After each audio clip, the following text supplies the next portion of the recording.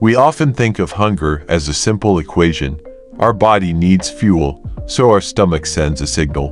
But if we look closer at the moments we reach for food, we find that the stomach is often the last organ involved. More often than not, the signal starts in the heart, or in the quiet spaces of our minds. In our last chapter, we talked about the digital dopamine loop. But today, we explore a deeper, more human ache. We are talking about the hungry connection, the physical manifestation of an emotional void. We live in the most connected era in human history.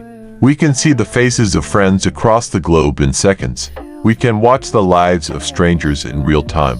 Yet, sociologists and psychologists agree, we have never been more alone. This modern paradox, being surrounded by digital echoes but lacking true presence, has a profound impact on how we eat. To understand why, we have to look at our biology. Humans are tribal creatures. For thousands of years, our survival depended on social cohesion.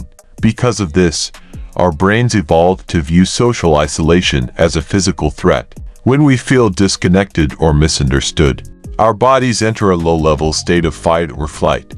Our levels of cortisol, the stress hormone, begin to rise. And cortisol has a very specific best friend, sugar. When we are stressed by loneliness, our brain looks for a way to self-soothe, to find a chemical hug.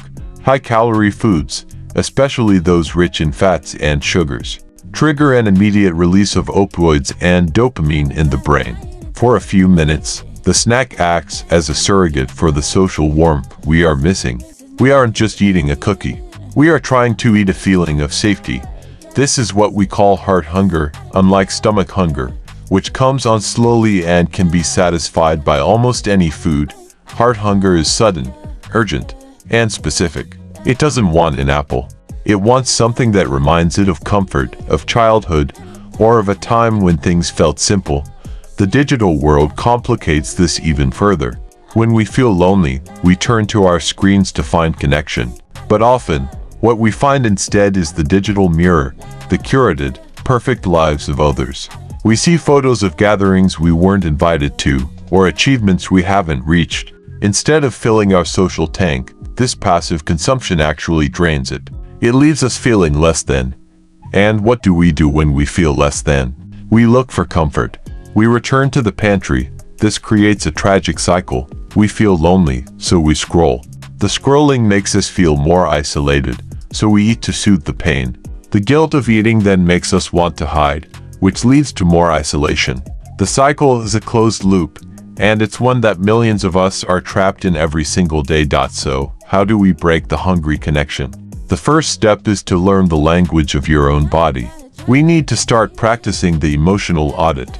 The next time you feel a sudden, overwhelming urge to eat something specific, ask yourself, am I hungry, or am I lonely? Am I looking for fuel, or am I looking for a friend? Simply naming the emotion can take away its power.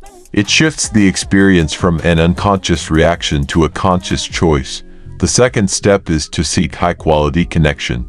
If your hunger is actually a social ache, no amount of food will ever satisfy it. A 10-minute conversation with a real friend, a walk with a neighbor, or even a brief, meaningful interaction with a stranger at a coffee shop provides more biological nourishment than 1,000 calories of comfort food. We have to stop trying to solve social problems with biological solutions. As you move through your week, notice when the silent echo of loneliness begins to drive your appetite. Remember that your body isn't trying to sabotage you. It's just trying to take care of you the only way it knows how. It's looking for warmth. Give it the warmth it actually needs. Put down the spoon, pick up the phone, and call someone. Reclaim the connection that actually feeds the soul.